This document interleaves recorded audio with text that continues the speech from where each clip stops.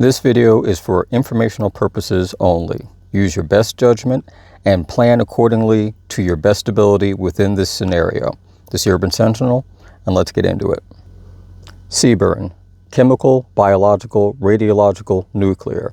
It's a term that covers a wide range of incidents. This is not about the taste, touch, and smell test for chemical weapons. This is not about doing an analysis on viral samples to determine how lethal they are. This is simply about you receiving some general knowledge and common information that would be broadcast in an emergency situation, and how you can, depending upon the particular circumstances you're in, plan accordingly to make the best effort you can to survive that immediate threat. So you're going out and about running some errands, minding your own business, when either the national alert system or your state's emergency alert system activates on your cell phone, maybe through your radio station that you're listening to, whatever the situation may be. The information that is conveyed simply indicates to you that some type of man-made disaster or terrorist act has occurred in a location 50, 75 miles away. Now, under most conditions, you probably wouldn't be too concerned about that, but you do remember that the last weather report you heard said the winds are blowing in a general direction where you're at 8-10 miles per hour over the next 6 to 7 hours. From that point forward, you just happen to be near someplace such as a Walmart or some other big box retailer store where you decide that if you don't already have them, you're going to pick up a few essentials that you may need in the next few upcoming minutes to hours. And this video, by the way, is not sponsored by Walmart. I'm actually out running errands, so I'm here anyway. In no particular order, as I move through different locations of the store, one of the first things that you're going to want to try to get is something for hygiene and sanitation, disinfectants, cleaners, that sort of thing. Whether it's aerosol sprays or any type of disinfectant wipes to clean surfaces that might be contaminated with a biological or biological viral pathogen. You'll also want to pick up bleach, straight bleach, plain bleach, nothing with the gels, nothing with the scents and odors. You don't need that.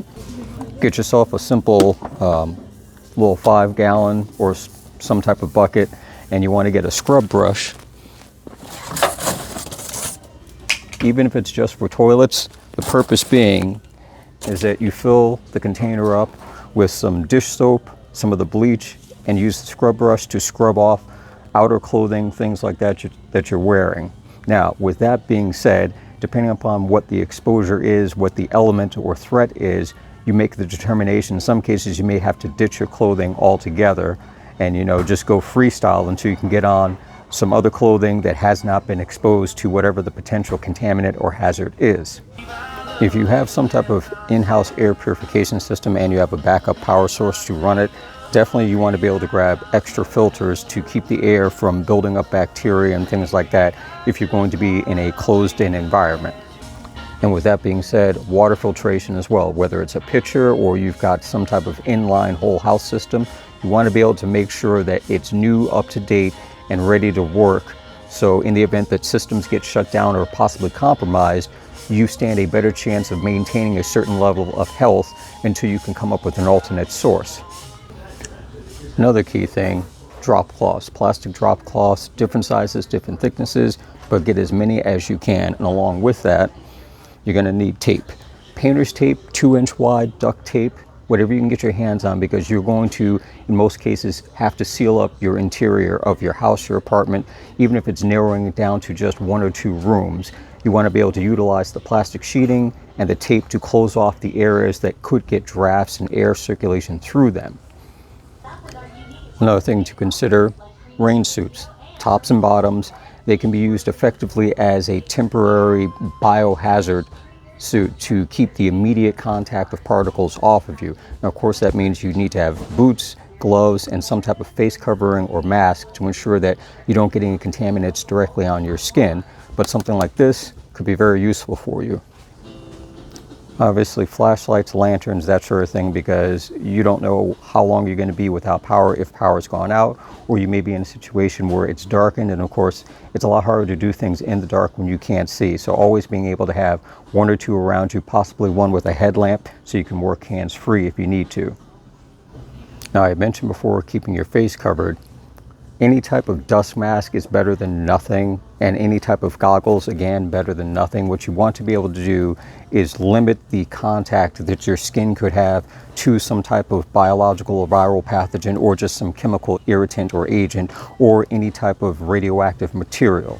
None of this off the shelf is going to be perfect, but it is far better than just do-si-doing through whatever nonsense is coming down and dealing with the consequences later on, which usually means you're going to be suffering a lot more than you needed to if you're taking a few simple precautions ahead of time. Pair of nice high rubber boots, because if it's a flood situation or there's stuff on the ground or any type of built-up contact, even if you just have to walk for a while, these are far easier to clean off and wash off and use again than they would be fabric shoes or any other type of normal footwear.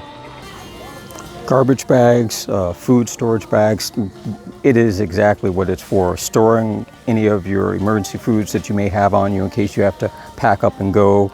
The large garbage bags for getting rid of waste, but you can also use those to store and hide things if you needed to in an outdoor environment, on the off chance that you are having to leave from your sheltered area and move on and go out into the outside world. Now, a lot of this I still base on the premise that hopefully you do have preps and you do have things planned at your residence, so that way, if it's possible, you can stay in. And again, as I said earlier, this is on the basis that the disaster doesn't happen in your immediate area, but it does happen someplace relatively close enough that within a few hours, you also could end up feeling the effects of whatever it is, hopefully giving you a window of opportunity to get those last-minute supplies or extra supplies to then ride it out. Leaving your safe sheltered area is something that should really only be considered if you have a definitive place to go and a way to get there that it reduces the amount of time that you could be exposed to whatever the danger is, whatever the threat is. Some things are not an immediate need, not like first aid, water, that sort of thing, but a garden sprayer like this filled with bleach or other cleaning materials could be a good way to disinfect large areas that you may need to have to come in contact with after the crisis has passed, and you want to ensure that you're not going to be re-exposed to something that you spent all that time trying to avoid. Now, I'm not going to go covering the list of foods and things like that, first aid and all that sort of stuff. That'll be a whole separate situation. This is mostly for the expedient emergency shelter, a temporary thing, whether it's just a few hours, a few days, wherever it is. To one extent, you could actually even do some of this in or around a vehicle. You get one of those heavier tarps and use that over the outside of the vehicle. You make sure that you close up the windows and the vents, but you allow a small amount of circulation to occur, so you're not basically sitting inside what could end up being your own coffin. So finding the right type of air filtration system can help you out with that, to rig up a basically short-term box type filter for where your location is. And again, something like this, a hand siphon pump, whether you're using to siphon fuel or you need this to siphon water into a container from a different source, something that could be handy. And again, not everything is an immediate need to your situation at that moment, but these are small things that you may want to keep in mind.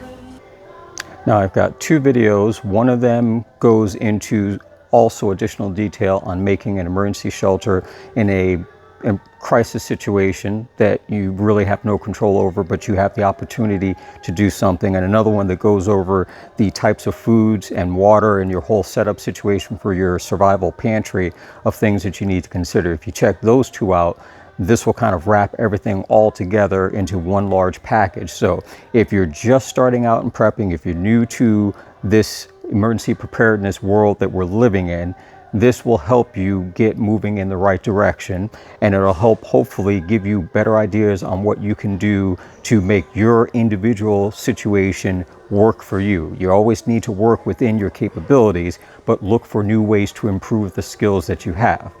That's all I got for you now. Like, share, and subscribe, and I'll catch you in the next one.